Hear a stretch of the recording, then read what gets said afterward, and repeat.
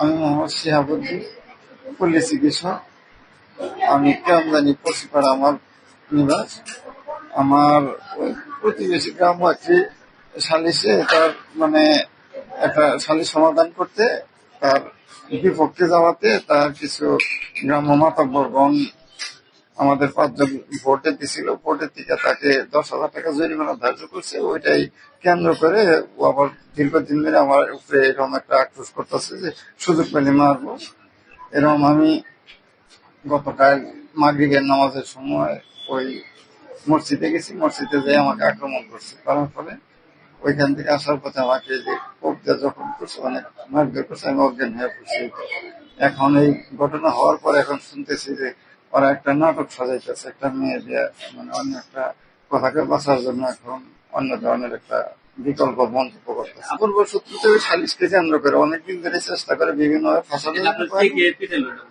এখন তার 1 নম্বর আমার প্রথম মাথায় আঘাত করতে দেখছে মামুন, 2 নম্বর ওর বাবা হাতেম আলী, 3 নম্বর রাজু মিয়া, ওর ছেলে রহমান, আর 2 একজন আছিল। আমি অজ্ঞান হওয়ার পর একটা বাড়িতে কয়েকজন শুনছি।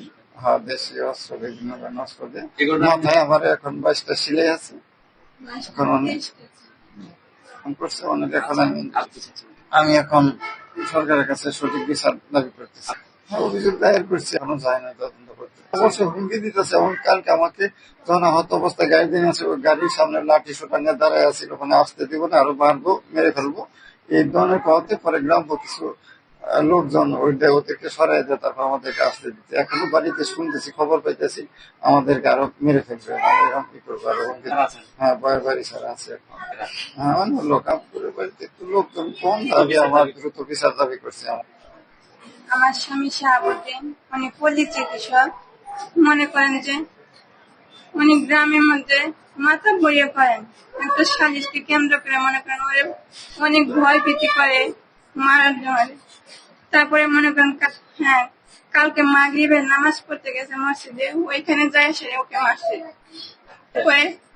অস্ত্র দিয়ে মারছে, দাঁড়ানো অস্ত্র। তারপরে মনে করেন ও ভয়ে মসজিদ থেকে পনেরো আসে, দৌড়ে আসে, সেটা মনে করেন পড়ে যায় এক জায়গায়। যাওয়ার পরে ওইখানে তাও 4 জনে খুবই কেমন ভাবে যে পিটাইলো বলা যাবে না, দাঁড়ানো অস্ত্র দিয়ে। আমাদের পরিস্থিতি আমরা মনে করেন এখন ভয় ভীতিতে আছি। হ্যাঁ, তারা হুমকি দিতে চায় মনে করেন আমার স্বামীর যারা যে মায়েরা ফেলানোর জন্য যে করছে, তার জন্য আমি সরকারের কাছে, আমি সবার কাছে আমি সূক্ষ্ম বিচার চাই। মামুন, হাতম, তারপরে রাজু আর রহমান। আর এভাবে মানুষ মারে কোবাইছে, খালি তারা লক্ষ দেয়া কোবাইছে। 26টা সিলাই দিছে মাথার মধ্যে, হাতে সিলাই দিছে, পায়ে সিলাই দিছে। হাসপাতালে আসতে দিব না, ভ্যানের সামনে তারা সবটি আবার তারা লড়ছে নিয়ে তারাই ছিল। পরে হ্যাঁ, মেরে ফেলে দিব। পরে গ্রামবাসীরা তারপরে তারা হরাই দেওয়া, পরে ভ্যান পাঠায়। আমার ভাই করে আবার মারবো, এটা তারা ঘুরতেছে, আবার বাড়িতে আশেপাশে ঘুরতেছে। আমরা সঠিক বিশ্বাস চাই।